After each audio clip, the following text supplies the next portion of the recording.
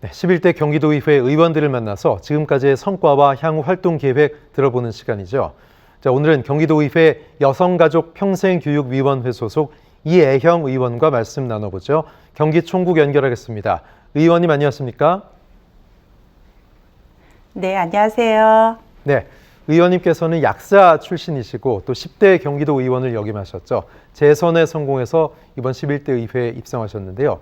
임기 2년 차를 맞이하셨고 또 지난 시간들을 돌아보면 어떤 생각이 드시는지 먼저 말씀해 주십시오. 네, 저는 2018년 비례의원으로서 시작해서 권선 1동, 세류 1, 2, 3동에서 재선 의원이 된 지 벌써 1년이 다 되었습니다. 10대에는 조선 의원으로서 보건복지, 교육, 또 의회 운영위원회, 또 예산결산 특별위원회 등을 두루 거치며 많은 것을 배우고 경험할 수 있었습니다. 약사의 전문적인 지식을 활용해서 보건복지위원회 활동을 했다면 그 다른 상임위에서는 경기도민을 위한 다양한 정책을 공부하고 또 수행할 수 있었습니다. 11대 전반기인 지금은 여성가족 평생교육위 위원으로서 의정활동을 하고 있습니다. 영유아와 아동, 청소년, 여성, 가족, 그리고 도민 전체를 위한 평생교육 분야까지 다양한 정책과 사업들이 합리적으로 수립되고 또 잘 집행되고 있는지 촘촘히 살피고 있습니다. 초심을 잃지 않고 도민들의 목소리에 귀 기울이는 의원이 되도록 노력하겠습니다. 네, 의원님께서는 지난해 경기도 교육청 원격 수업 지원 조례로 한국지방자치학회가 주관한 우수 조례 시상식에서 개인 부문 우수상을 받으셨는데요.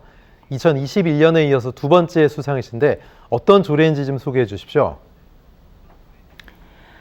네, 경기도 교육청 원격 수업 지원 조례는 코로나19 확산같이 그 뜻하지 않은 외부의 환경 변화에서도 학생들이 안정적인 교육을 받을 수 있도록 원격 수업 지원에 필요한 사항을 제도적으로 규정한 조례입니다.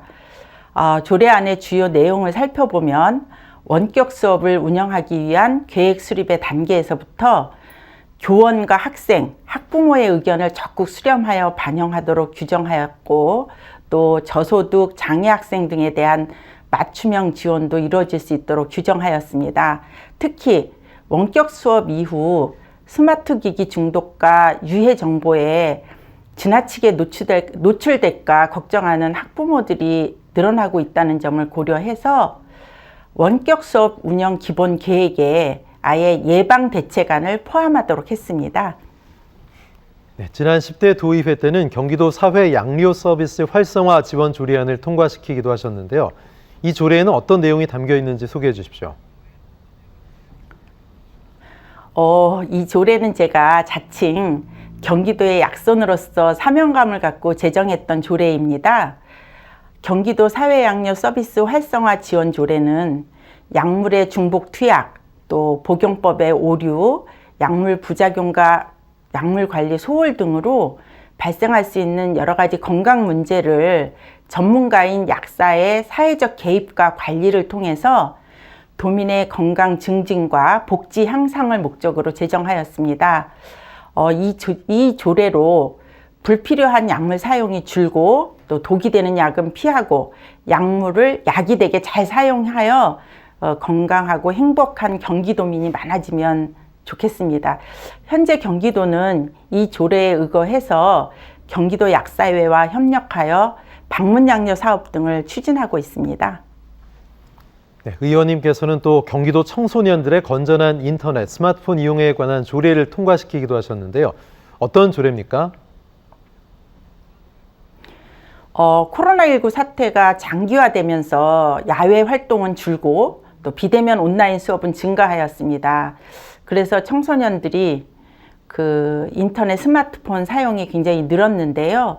이에 잘못된 그 인터넷 스마트폰 사용이 그 청소년들의 신체 발달에 미치는 영향을 감안해서 청소년들의 건전한 성장을 돕기 위한 조례를 제정하게 되었습니다. 주요 내용으로는 청소년들의 인터넷 스마트폰 이용으로 인한 피해와 또 과도한 사용 방지를 위한 지원 계획을 수립하도록 하였고요.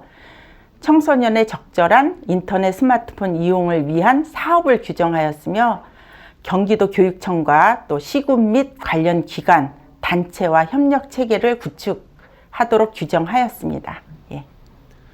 네, 지난 2월에 있었던 임시회 본회의 5분 자유 발언에선 김동연 경기지사를 향해서 비판의 목소리를 높이셨는데요. 어떤 이유로 김 지사를 비판하셨나요?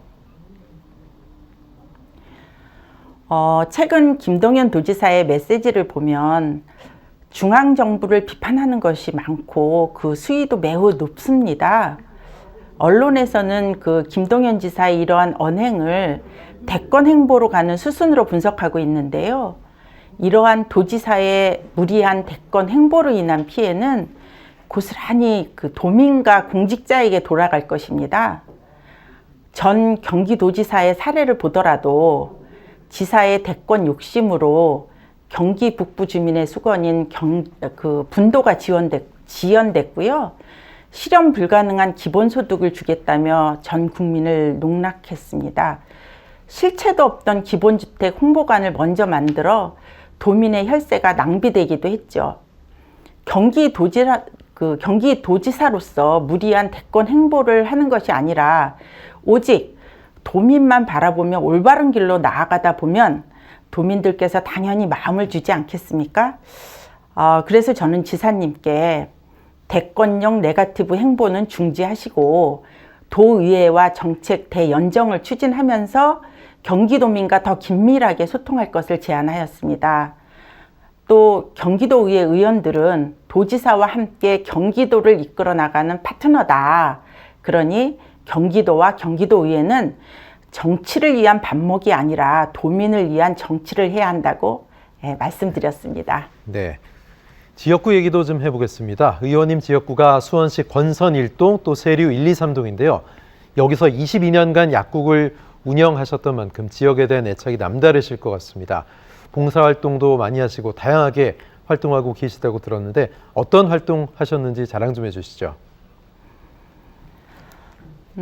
저희 지역구는 소박하고 정이 많은 곳입니다. 수원 남쪽 끝 구도심에 위치한 곳으로서 사람들이 잘 아는 수원 비행장이 있는 곳입니다. 높고 화려한 건물도 없고요. 오히려 비행기 소음으로 다소 시끄럽기도 한 동네입니다. 청소년과 아이들보다는 어르신들이 많이 살고 계시죠. 얼핏 듣기에는 제가 자랑을 하는 것이 아니라 좀 하소연하는 것처럼 들리시죠? 근데 저는 우리 동네가 너무 좋습니다. 각 행정복지센터마다 10여 개의 단체가 있어서요.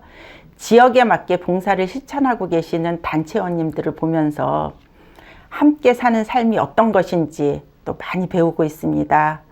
어르신들을 섬길 줄 알고 이웃과 나눔을 실천하며 사는 동네, 사랑과 배려가 넘치는 따뜻한 동네, 잘한다, 이쁘다, 많이 먹어라.